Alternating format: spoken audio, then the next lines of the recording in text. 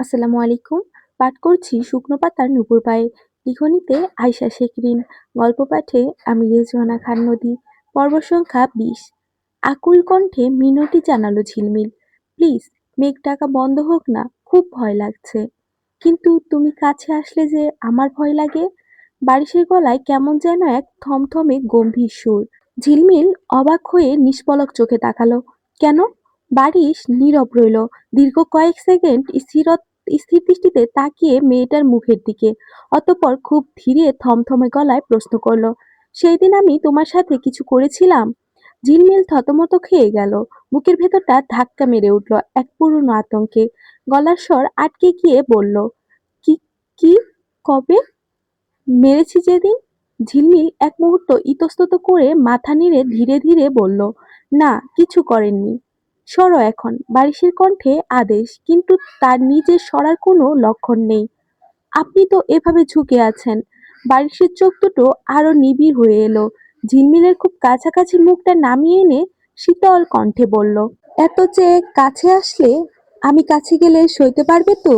কণ্ঠে সে কঠিন হুমকি ঝিলমিলের কানে পৌঁছানোর ঠিক পর মুহূর্তে একদম হুট করে পুরো আকাশ চিরে প্রলয়নকারী এক বিকট শব্দে মেঘ গর্জন করে উঠল।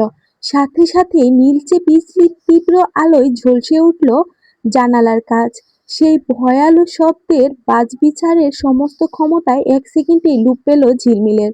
আতঙ্কে বুক ফেটে যাওয়া অবাধ্য শব্দ করে সে হুট করে তার দুটো হাত বাড়িয়ে দিল উপরের দিকে। বারিশের গলা দুটো হাতে শক্ত করে জড়িয়ে ধরে টেনে আনলো নিজের দিকে।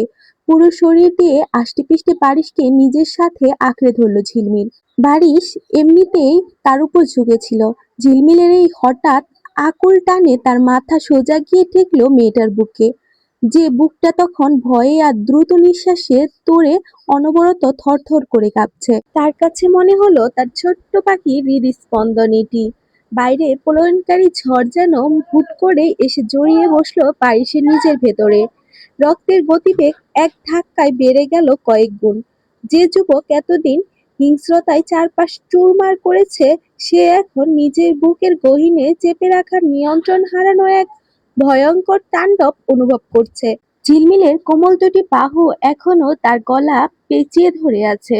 নিজের ভেতরে এই অবাধ্য উথাল-পাথাল সামলানো যে বাইরের ঝড় সামলানোর চেয়েও শতগুণ কঠিন। তা এই মেয়েটা বুঝবে? বুঝলে আর ধরতো না এভাবে। ঝিলমিল তখনও আতঙ্কে চোখ দুটো শক্ত করে বুজে আছে।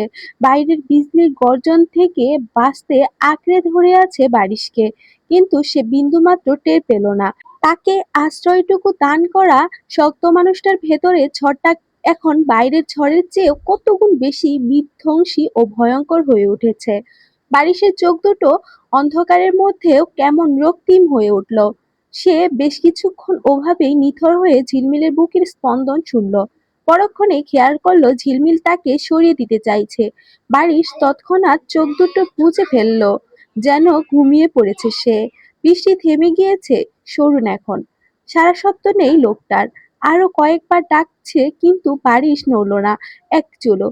তার ভেতরে ঝড় তুলে দিয়ে এখন বৃষ্টি থেমে যাওয়ার সংবাদ জানাচ্ছে। সরল না বারিশ। ঘুমের ভান ধরে সেভাবেই পড়ে রইল।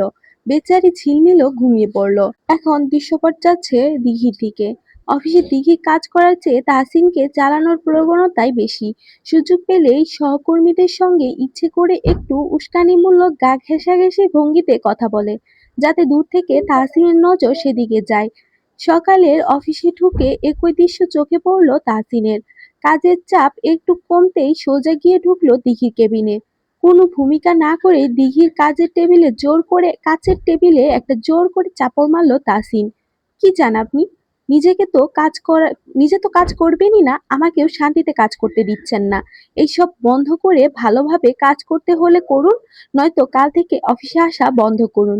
দিঘি তখন কেবলমাত্র ফোনের ফ্রন্ট ক্যামেরাটা অন করে ছবি তুলছিল। আচমকা তাহসিনের এমন হুঙ্কারে ভেতরে ভেতরে চমকে উঠল, মুখে বিন্দুমাত্র তা প্রকাশ করতে দিল না। ঝটপট ফোনটা টেবিলে রেখে সোজা হয়ে দাঁড়ালো সে। চোয়াল শক্ত করে উল্টো তেড়ে এলো। তুমি আমার সাথে এভাবে কথা বলার সাহস পাচ্ছ কোথায়? ভুলে যেও না, তুমি কেবল এই অফিসের একজন অ্যাসিস্ট্যান্ট। তাহসিন এবার বলে উঠল, হ্যাঁ, সেটা আমার খুব ভালো করেই মাথায় আছে বলেই শত চেষ্টা করি আপনার থেকে দূরত্বে থাকতে, আপনাকে এড়িয়ে চলতে। কিন্তু আপনি কেন এসব করছেন? কেন সবার কাছে নিজেকে এভাবে দিন দিন সস্তা করে তুলছেন? কথাটা শুনতেই দিঘি টেবিল ছেড়ে এগিয়ে এসে সজোরে ধাক্কা মারলো তাহসিনের বুকে। তাতে তোমার কি? আমি গোটা দুনিয়ার কাছে সস্তা হব, যা খুশি করব। তোমার তাতে কি আসে যায়? তাহসিন এবার দিঘির দুটো বাহু শক্ত করে চেপে ধরলো। না, হবেন না। কারো কাছে সস্তা হবেন না আপনি। আর না এসব বাজে পোশাক পরে অফিসে আসবেন। দরকার নেই আপনার এভাবে অফিসে আসার। দিঘি স্থির চোখে তাকিয়ে রইল তাহসিনের দিকে। ছেলেটার চোখ দুটো রাগে রক্তিম হয়ে উঠেছে, চোয়াল দুটো শক্ত হয়ে থতমত করছে। ডান চোখের কোণ বেয়ে এক ফোঁটা তপ্ত জল গাল গড়িয়ে নেমে এলো অবাধ্য তরুণীর। অত্যন্ত অভিমানী গলায় দিঘি বলল, ভালোই তো হতে চেয়েছিলাম, তুমি তো হতে দিলে না। কি এমন ক্ষতি হতো বলো?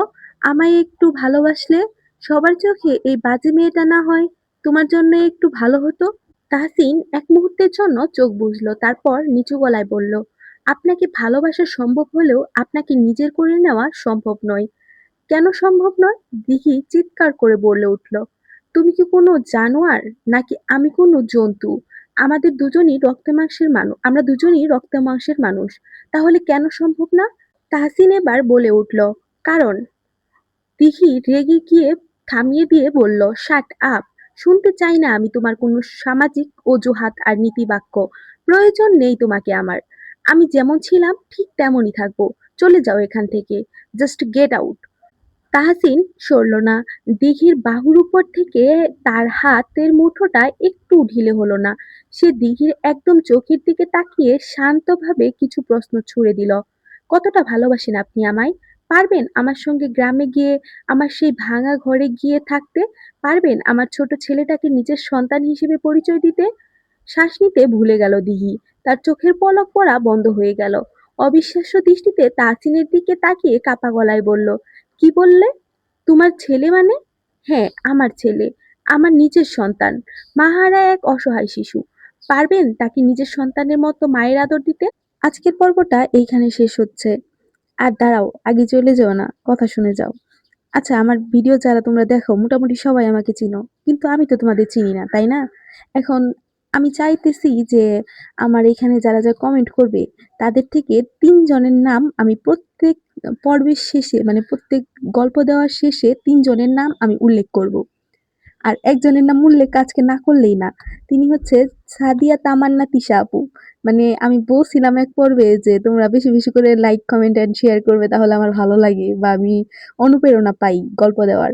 তার কারণে সাদিয়া তামান্না তিশা আপু মানে নিজে একা এতগুলা কমেন্ট করছে।